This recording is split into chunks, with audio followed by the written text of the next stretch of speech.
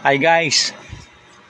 Tugtungan lang natin yung mga hadlang sa mga pangarap natin episode 2. Guys, di natin kasi kontrolado yung sitwasyon kung tayo ay di pinanganak na mayaman o pinanganak tayo na mahirap. Kasi depende yun eh.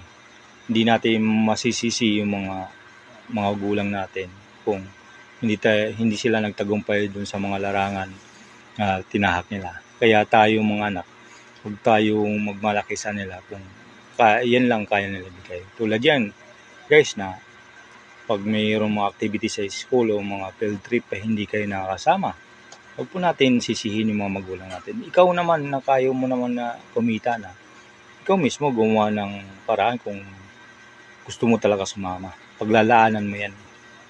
Kaya yan ang mga hadlang sa atin na natin natutupad. Or either yung may gusto kang bilhin sa ngayon na hindi mo pa kaya, di pag-ipunan mo para magkaroon ka.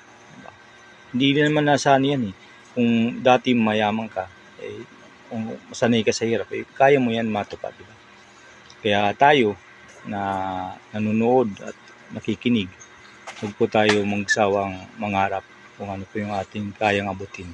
Kasi hindi nahihinto yung pangarap kung kaya mo kumikilos ka. Ano pa inaantay nyo? Follow and share para updated ka sa ating